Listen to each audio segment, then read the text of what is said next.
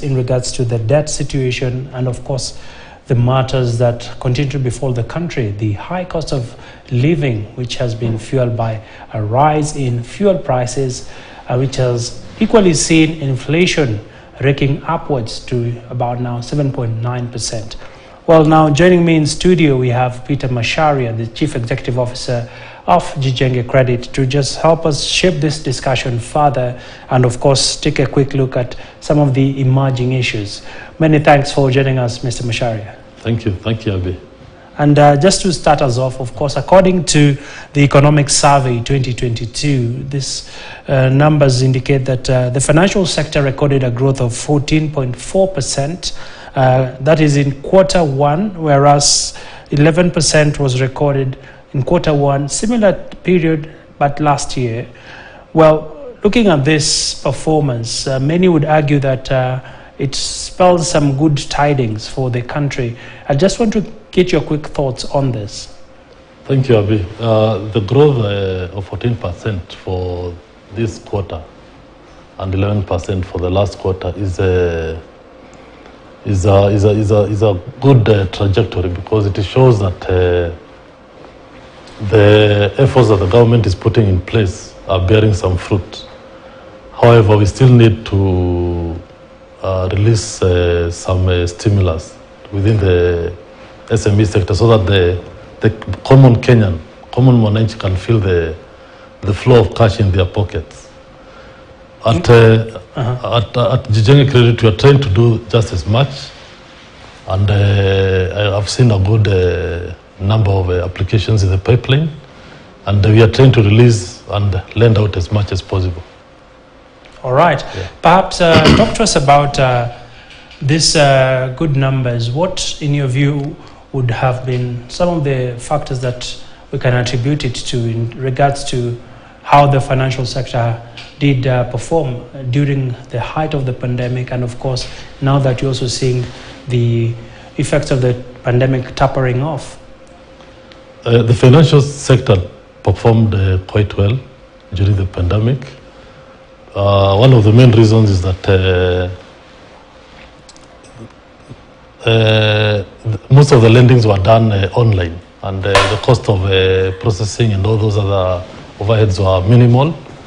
And then the spread was it was reaching even the unbanked, because as long as you're able to, you can afford a handset, you can apply for a loan online and get the loans at whatever point or whichever part of the country you are in. However, we still need to there's a lot that needs to be done to ensure that the cost of credit is manageable, and we are able to spread the resources down to the common Kenyan. All right. Yeah. And Mr. Macharia, the cost of credit did decrease from 5.23% to 4.72%, and this was linked to increased liquidity in the market. Perhaps what, in your estimation, is the impact of this in an economy where we've seen the growth of various products targeting borrowers, especially the overdraft system? We've seen a huge success with Fuliza, with Safaricom, and we've also seen the appetite for credit being at an all-time high. Well, it's standard practice across the world.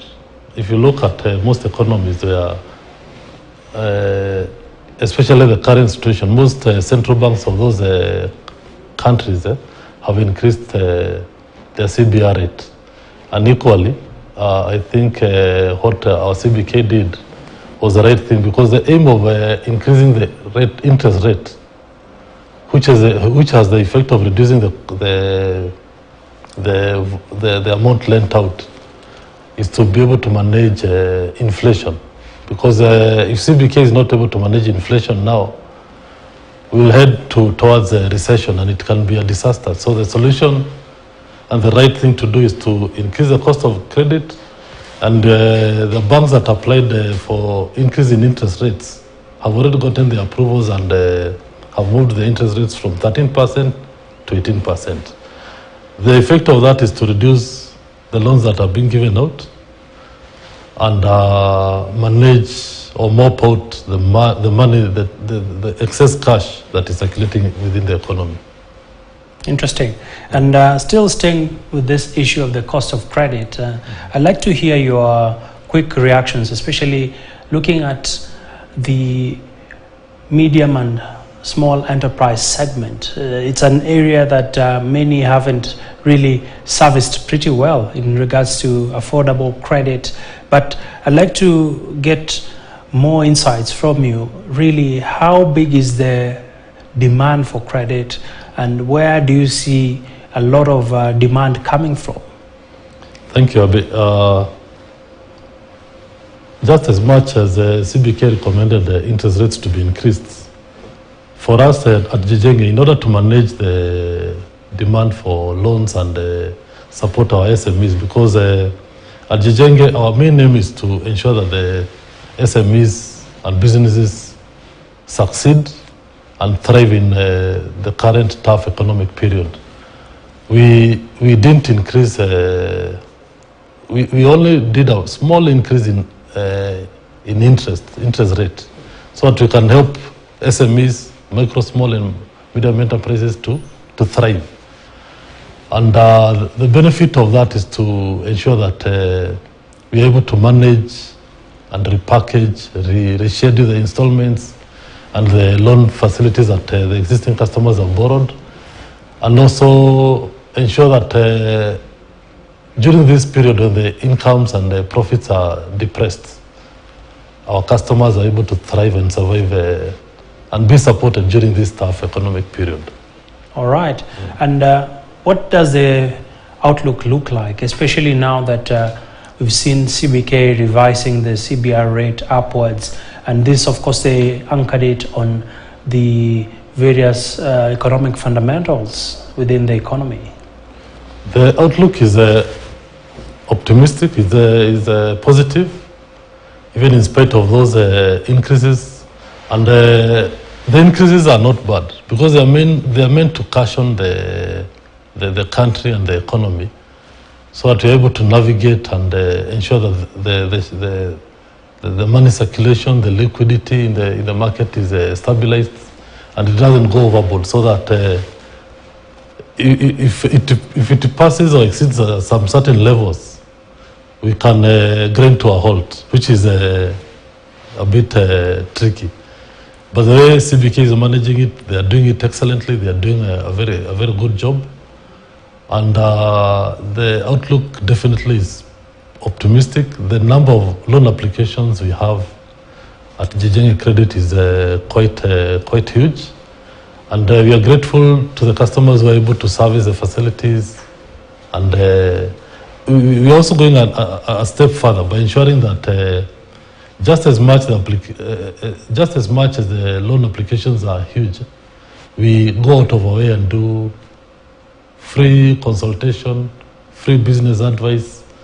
We take our customers through their business plans and ensure that the loans that they take are used properly, and they are also capacity built so that they're able to pay their loans well and effectively.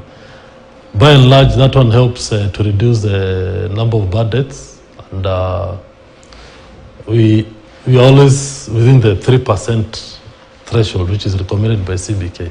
All right. Interesting that you bring that up, because it was forming my next set of questions. When you look at the exposure risk, where a number of Kenyans are also being really hard hit by the rising cost of living, and this has a big impact also on the repayment of loan facilities. I don't know what has been the situation from your end, especially when it comes to debt defaults. We've also seen CBK indicating that they are concerned about the non-performing loans that have been reported within the financial space. Thank you, Abi. At Jijenge, the way we manage our debt portfolio, I think it's quite different from the rest of the financial institutions, because the first thing we do seek is to understand the customer. What kind of business is that customer doing? Is it similar, or is it we cluster them in sectors? because you cannot put a customer who runs a wholesale with a customer with a farmer. The dynamics are different. And therefore, once we understand the dynamics of that customer, we package the facility and the repayment installments in tandem with the type of business that particular customer is doing.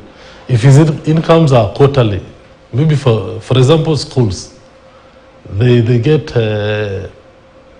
school fees during school opening days. And therefore, we tailor-make the installments to fit in with the school opening days, as opposed to putting it on a monthly basis. So we can structure it to be, we can structure the facilities to be paid quarterly, as opposed to be paid monthly. And therefore, that helps us to manage the budget portfolio. In case there are any headwinds or any challenges, we request the customer to restructure the facility or even to increase the period. And if the worst goes to the worst, we request the customers to tell us when or at what point they would like us to bring on board concessions of lack of payment of interest rates or installments. We can package the facility to suit different situations and different seasons. All right. And in closing, we're just a month to the elections, and like any other election cycle, we've seen economic activity almost dipping.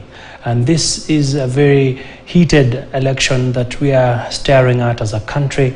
And when you look at into the immediate near term, what do you see ahead, especially from a financial sector standpoint? Well, the beauty of Kenyans, we are very optimistic.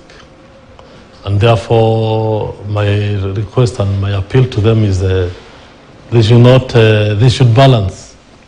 They should balance business activities or financial activities with the electioneering period.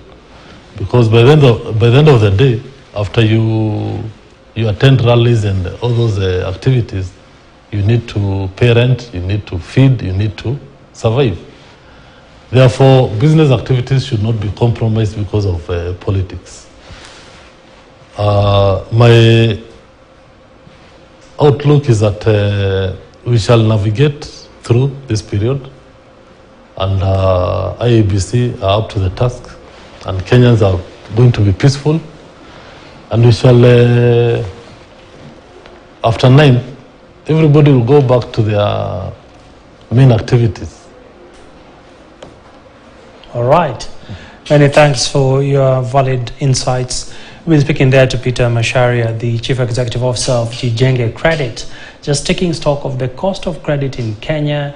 And still, of course, a lot remains to be desired when you look at the interest rates for loan facilities in the country. But he says that things will level off as the various interventions by the regulator continue to take effect. Well, that's why we want to bring it to a close on today's edition of Business Today. Many thanks for your valid company, and of course keep safe, and we'll be keeping you posted on more developing stories here on KTN News. My name is Abi Agina. Have a lovely afternoon.